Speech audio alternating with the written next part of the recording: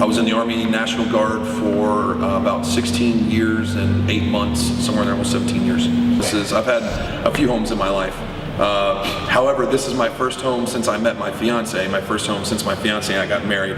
So let me give you the Clip Notes version. So I left Central America, came back to the United States, was doing some stuff as a civilian on the civilian side, got a phone call from a good friend of mine, and he said, hey dude, I want to do a bike ride across the country. I dropped everything. I didn't have a job, I didn't have a way to pay my way, I couldn't pay my bills, I couldn't have anything. My fiance, now my wife at the time, she was living in Chicago finishing her master's program. So I moved to Chicago for 3 months. We lived in Chicago for an apartment complex in downtown Chicago to finish her master's program. Long story short, she got a residency program in the state of Kentucky. We moved to Kentucky. Now I was born and raised in Jeffersonville. I was raised here locally. I have friends that were born and raised in Louisville. We came back to Kentucky, and it was the lowest time of my life, the absolute lowest time of my life. I was poor. Poor to the extent where I couldn't pay for things, I couldn't put food on the table, I couldn't put bread on the table, I couldn't put gas in my truck. There was literally nothing I could do to facilitate life for our family. So I literally, at the bottom of the barrel, sold everything that I owned. Any military equipment I had, I pawned it. Any piece of memorabilia that I owned, I got rid of it. And I hit the bottom, the very bottom of the barrel. The very bottom of the barrel for me was to the extent where life had caught up, couldn't deal, couldn't cope, and I drank too much and decided that it was time for me to be done with life.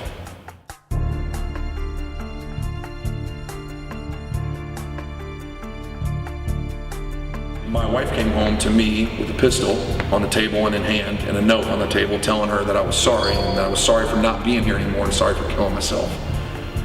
And luckily it didn't happen. So that led to me meeting a good friend of mine again, reconnecting with a buddy of mine who gave me a job and gave me an opportunity to be successful and gave me an opportunity to grow. That led to me meeting Nick because I was actually introduced to Nick and Benchmark Mortgage through one of the guys that I worked with.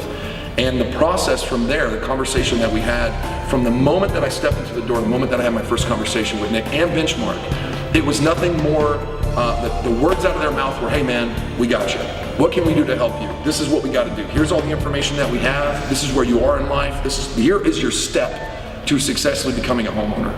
So from the very first moment we said go, it was a step-by-step process that was presented on how to go about trying to figure out, one, how to be pre-qualified, how to get pre-qualified, make sure your credit score is taken care of, make sure you're looking for the right market, making sure you're not getting ripped off by realtors, make sure you're not getting ripped off by any aspect, any other mortgage company, any other realtors out there. There's not these private entities out there trying to take advantage of you because you have no clue what you're doing. I mean, at the end of the day, it was a guided tour of the how-to of purchasing a house in the modern market. Home buying process in general is, in all reality, a very convoluted process. There's a crap ton of regulations. There's a crap ton of paperwork. You have to sign this. You have to sign that. You got to pay this person. You got to pay that person. You got to shop through mortgage vendors. You got to shop through mortgage brokers. You got to shop through real estate agents. You got to shop through houses. You got to talk to housing owners. If they're not for sale by owner, then you have to talk to the real estate agent that's being represented, that's representing that house seller. At the end of the day, it's an absolute convoluted headache, and it's a huge frustration.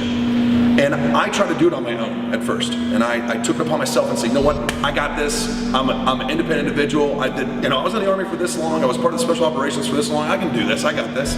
No, I didn't have it. I completely jacked it up from start to finish. I did not have it, and it was an ultimate and epic failure. Now, with that being said, stepping into the process with Benchmark, the huge difference was that at the end of the day, it's streamlined. If you take any process in the world and you understand it and you turn it into a system and you provide that system to the client can step into it without any stress. And that's exactly what Nick and Benchmark did for me. When I stepped into the process from the very beginning, Benchmark provided a streamlined process of this is how you buy a house. Step 1, do this. Step 2, do this. Step 3, sign the documentation, and here's the keys. I mean, that's really what it boiled down to.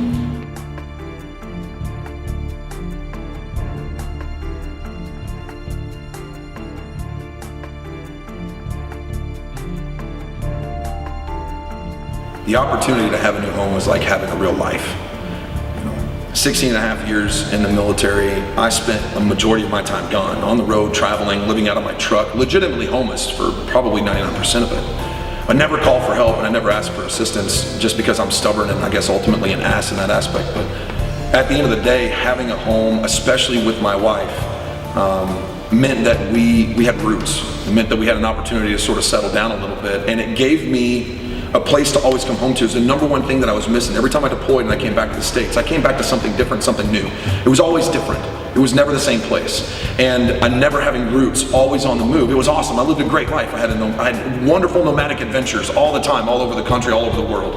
However, not having roots and not having something and someone to always come home to sort of, left a sense of lack of accountability or a lack of connection to here, to the United States in general. So having that home meant, it meant like the next chapter. It meant the next opportunity. I was gone a lot, but I still had the opportunity to visit my family, and I'm truly one of the lucky ones. I made it home. But here was the thing, every time I made it home, what was next? I made it home, where do I go? I made it home, who do I live with? I don't have a family with regards to a wife and children.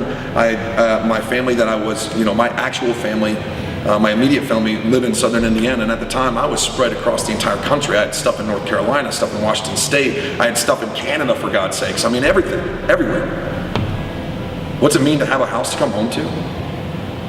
It means you have a castle. You have your castle. When you're deployed and you're in a FOB, your FOB is your castle, and all the guys that are in that FOB with you are your brothers in arms, and they're there to protect that FOB, and they're helping to keep you protected. But at the end of the day, when you come home, you don't have that at home. Your home is your castle. Your wife, that is your wife, that's your partner, that's your teammate, and your family is that same sort of comfort and opportunity to provide security, not only for you, but for them in your castle at home. That's what it means. So, here's the coolest part about everything. The coolest part about everything is that I bought a house, I moved in with my wife. The same month I moved in, I got married. So I went from homeless in January of 2016 to having a home and married in September of 2016 to driving a new car to having, to becoming a head instructor for a tactical training company that trains law enforcement military, to opening this gym, Greystone CrossFit and Human Performance, May 24th of last year, 2017. And now we are in now we're in June 2018. And we're killing it. Greystone's got 50 members. My wife is doing prosthetics and orthotics for an awesome orthotics company. We've got almost 1,000 clients in the tactical training company, and that's not because of me or anybody else specifically. Benchmark was a huge part of that. Benchmark gave me hope. At the end of the day, I had a chance to step into the house, have a home, have a castle, have my family, have a place to go home to and settle my mind at the end of the day. I could start my side business where I'm doing blacksmithing and making custom knives in a little forge in my garage, which is a great time. All of this is a stress reliever. All of this is because of the home that I get to go home to every day. And at the end of the day, I wouldn't have that if it wasn't for Benchmark.